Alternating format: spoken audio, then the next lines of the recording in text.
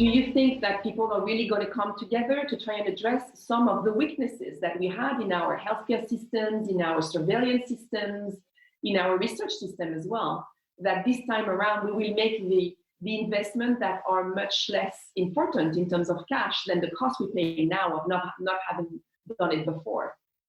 So, Katell, you and I have been speaking about business as a force for good for a long period of time. We have been following the SDGs in as much as we can because we saw this work of the United Nations as visionary and as really starting looking at long-term development of economy, keeping prosperity and humanity together.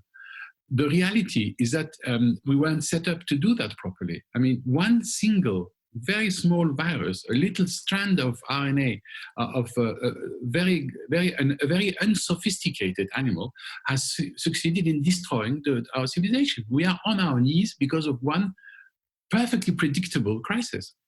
So the reconstruction which we are going to have to engage in will have to be more respectuous of this sort of things. If you really want to have sustainability, you need to deal with dangers when they come and not really ignoring them. I mean, we've had 4 different epidemics before this one developed, and we still get caught without masks.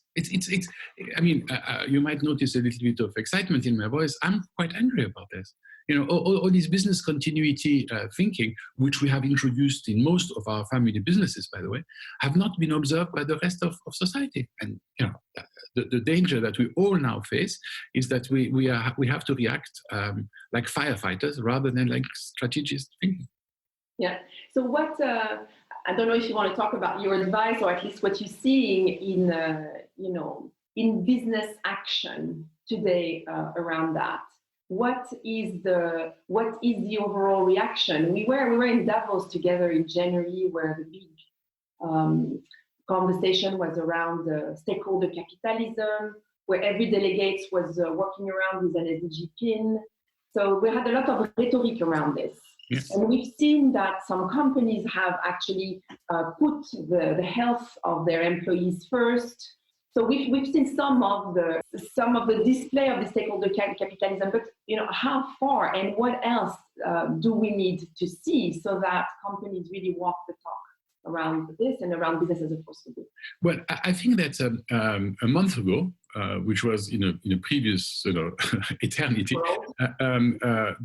the companies have been starting to realize that growth at all costs, in particular linear type of growth, was not sustainable. And sustainable in the sense that it was not a safe way of running a company because you were going into the limit to the system rather quickly. And now, like in many other things, that COVID crisis will accelerate that. You can no longer run a business post-COVID as you run it pre-COVID. So the idea of a return to the norm, once we've been able to test everybody, we can put people back to work. I mean, this is going to change an enormous amount of things. Look at us. We are talking for a screen. We wouldn't be doing that if you had the choice. So certain forced things will change the way one does business. And I think I have the weakness of believing that the silver lining in that particular cloud is that we are going to have to treat the natural capital with more respect. Not only natural capital, but also social capital. I mean, the crises that we are faced with are multiple. There is, of course, the health issue, but there is most importantly the political issue, there is the financial issue, and then there's the psychological issue. You know, what sort of traces will this situation leave into individual level, not just at societal level? What about this money that is being poured to try and make sure that the economy can get on its feet at some point when things start to become a little bit clearer on the health front? I mean, one would argue that these are the governments doing that at this stage. We know it's going to be the worst economic crisis of our lifetimes, yet we've seen some actions to try and, put together some kind of a buffers around it. So the value that we're going to have to create to pay back all this money generated without formal backing is going to be generated by business. So business as a force for good now has an opportunity to really develop for the common feeling. We should not set ourselves something impossible to do. The tasks have to be measurable, and they have to be. Every single big economic crisis has seen a rebound. I mean, I don't remember, but I remember talking about the period after the First World War, the roaring 20s. Yeah.